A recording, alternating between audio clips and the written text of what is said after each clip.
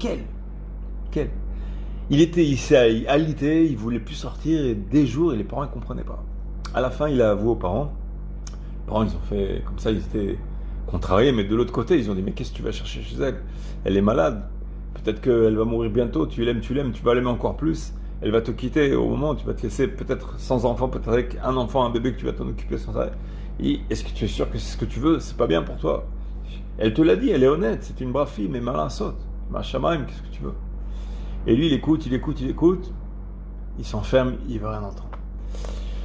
À la fin, les parents, ils disent, est-ce que tu veux qu'on aille voir le Rav Ovadia Yosef? Ah, et pourquoi? Pour qu'il me convainque? Il dit non, pour qu'il dise son opinion à lui. Alors ils ont envoyé un chaliard, ils ont dit chez le Rav Ovadia Yosef, ils ont essayé peut-être de préparer le terrain apparemment, pour que le Rav Ovadia Yosef, l'arzilot à Sachel, pour qu'il le remette la tête sur les épaules. Effectivement, il rentre chez le Rav Ovadia, il dit, mon fils, qu'est-ce que tu as trouvé cette fille? Il lui explique la connivence, la sensation, il dit, je sais que c'est ma femme. Je ne me vois pas sans elle, je ne peux pas aller voir d'autres femmes, je penserai qu'à elle. C'est pas possible.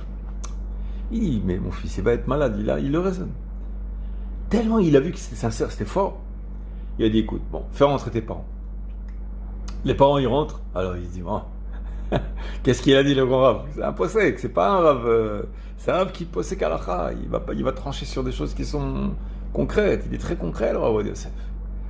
Il parle aux parents, il dit, bon écoutez, il va se marier avec elle, et vous ne parlez plus de ça. Laisse-le se marier avec elle, Hachem Yazor, elle guérira, B'ezrat Hashem. Zéro. Comme ça tranché. Les parents, mais, shake it. Il les a envoyés. Les parents, ils étaient dans un état, aïe, on est venu ici pour qu'ils nous libèrent. Et ils se sont mariés, elle a subi des traitements, et elle a guéri, Baruch Hashem. Et 20 ans après, il a eu une maladie assez grave, une leucémie, quelque chose comme ça, qui lui démange les nerfs et les muscles. Lui. Et elle, par reconnaissance, par le lien qui s'est créé en eux, elle s'est occupée de lui avec une Messirut Nefesh incroyable pendant toutes les années jusqu'à sa disparition. C'est-à-dire, on a cru, nous, d'après les règles de la nature, que c'était évident. Le dossier, c'est quoi? C'est qu'elle est très malade. Toi, tu es en bonne santé. Va faire ta vie ailleurs. Non, c'est pas comme ça dans Am Israël. C'est pas comme ça dans Am Israël.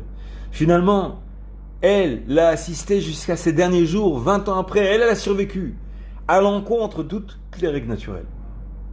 Ça, c'est Am Israël. Ça, c'est les destins de Am Israël. C'est typique. Je dis pas que ça arrive jamais aux autres, mais chez nous, ça arrive beaucoup, très beaucoup.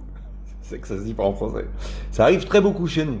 C'est très courant. Les gens, ils ont l'habitude de ça.